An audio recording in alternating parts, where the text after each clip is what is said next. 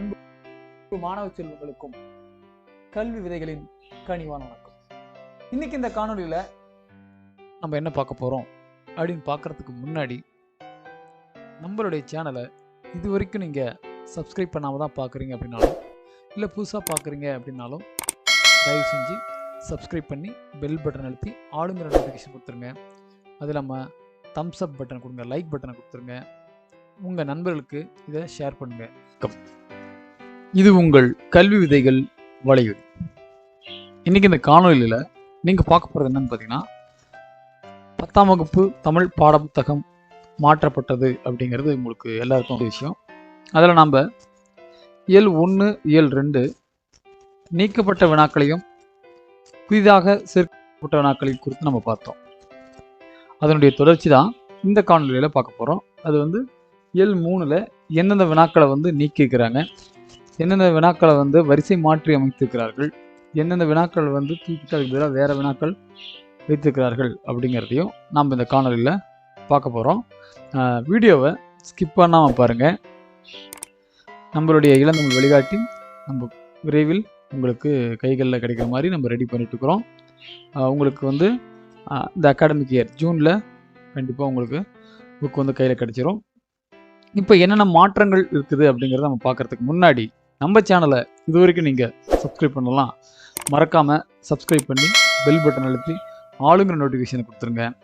இந்த வீடியோவை லைக் பண்ணுங்கள், உங்கள் நண்பர்களுக்கு ஷேர் பண்ணுங்கள், தெரியாததை அவங்களும் தெரிஞ்சுக்கிட்டோம். சரி, வாங்க வீடியோக்குள்ளே போயிடலாம்.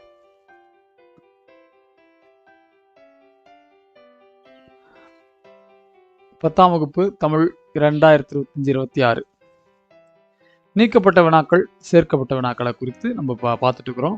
பாருங்க, ஃபர்ஸ்ட் 1 மார்க்ல வந்துடலாம். 1 மார்க்ல பார்த்தீங்கன்னா, சிலம்படைந்திருந்த பாக்கம் எய்தி இந்த மடியில் பாக்கம் என்பது இது 2வது வினாவாக இடம்பெற்றது. அதுக்கு பதிலாக காலில் அணியும் அணிகலன்களை குறிப்பது அப்படின்னு கேட்டுக்கிறாங்க. அடுத்து பார்த்தீங்கன்னா, அறிஞருக்கு நூல் அறிஞரது நூல் ஆகிய சொற்றொடர்களில் பொருளை வேறுபடுத்த காரணமாக அமைவது இது அப்படின்னு முன்ன பழைய புத்தகத்தில் இருந்து. இப்போ இந்த வினா பார்த்தீங்கன்னா இயல் 2க்கு புதிய புத்தகத்தில் போயிடுச்சு. அதுக்கு பதிலாக என்ன கொடுத்துருக்காங்கன்னா, காசி காண்டத்தை 3வது கொஸ்டினாக இருந்தது இங்கே கொடுத்துக்கிறாங்க. வினா எண் 3ல் புது புத்தகத்தில் இடம்பெற்றிருக்குது. அடுத்து பாருங்கள், இது இந்த 3வது கொஸ்டின் காசி காண்டம் என்பதை மாற்றிட்டு அதுக்கு பதிலாக என்ன கொடுத்துருக்காங்கன்னா, விருந்தினரை பேணுவதற்கு பொருள் தேவைப்பட்டதால் தன் கருங்கோட்டு சீரியாலை பணையம் வைத்து விருந்தளித்தாள் என்கிறது புறநானூற்று செய்தி. அந்த கேள்விக்கு பதிலாக இந்த கேள்வி வச்சுக்கிறாங்க. அதே மாதிரி அந்த கேள்விக்கு பதிலாக அதே கேள்வி பாருங்கள், விருந்தினரை பேணுவதற்கு பொருள் தேவைப்பட்டதால் இது முன்னேற்றம் பண்ணது. இந்த வினா இதுக்கு முன்னாடி நம்பருக்கு போயிடுச்சு. அதிலே பார்த்தீங்கன்னா நன்மொழி என்பது அப்படின்னு கொடுத்துக்கிறாங்க அந்த கேள்விக்கு பதிலாக. ஸோ இது 1 மார்க்கில் நடந்த மாற்றம். குருவினால பார்த்தீங்கன்னா, அந்த எழுது என்றால் என்பது பார்த்தீங்கன்னா இயல் 2க்கு போயிடுச்சு.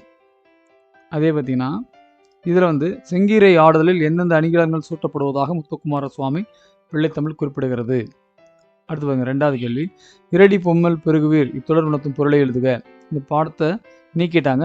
அதுக்கு பதிலாக அந்த விருந்து போட்டதில் பார்த்தீங்க, கல்வியும் செல்வமும் ஈகையும் செய்வதாக கம்பர் குறிப்பிட்டுள்ளார். அடிகோட்டு சொற்கள் பார்த்தீங்கன்னா, கல்வியும் செல்வம் விருந்தும் ஈகையும் என்னும் சொற்களை உண்மை தொகையாக மாற்றி எழுதணும் அப்படின்னு கேட்டுக்கிறாங்க.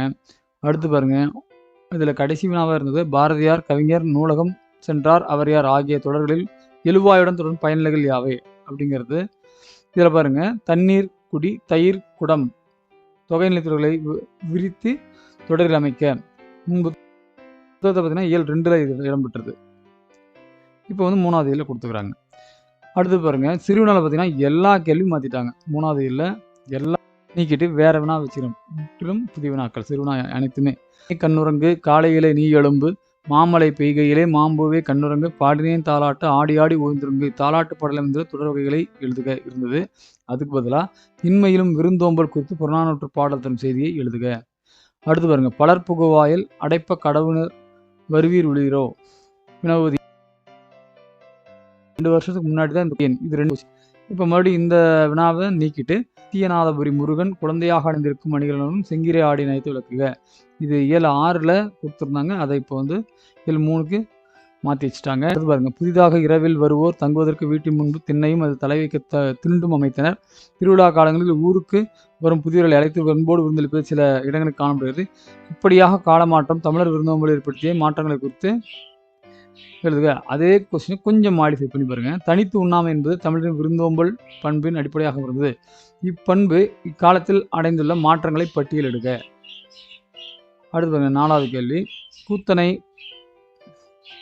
கூத்தனை ஆற்றுப்படுத்தலை கூத்தராற்றுப்படை எவ்வாறு காட்டுகிறது? இந்த மலைப்படுகளாமிலிருந்து இந்த சார்ந்த ஒரு வினாவை நீக்கிட்டாங்க. அந்த பாடத்தையே நீக்கிட்டாங்க, அதனால இதை மாற்றி வச்சுக்கிறாங்க. இதில் வந்து என்ன பார்த்தீங்கன்னா, ஒரு பத்தியை கொடுத்து மார்கழி திங்கள் அதிகாலை நேரத்தில் மக்கள் நடைபயிற்சி மேற்கொண்டனர். சிலர் மிதிவண்டியில் சென்றனர். சாலை ஓரத்தில் இருந்த வீட்டின் மதிலை ஒட்டி செங்காந்தல் மலர்கள் பூத்து குலுங்கிபடி இருந்தன. அவற்றை பார்த்தபடியே வீடு சென்றேன். பத்தியை படித்து தொகைநிலை தொடர்களை கண்டறிந்து எழுதணும். அடுத்து பாருங்க, நெடுவினா. இதில் ஒரே ஒரு வினா தான் மாற்றி கொடுத்துக்கிறாங்க, மீது 2 வினா அப்படியே கொடுத்துக்கிறாங்க. ஆற்றுப்படுத்தல் என்பது அன்றைக்கு புலவர்களையும் கலைஞர்களையும் வள்ளல்களை நோக்கி நெறிப்படுத்துவதாக இருந்தது.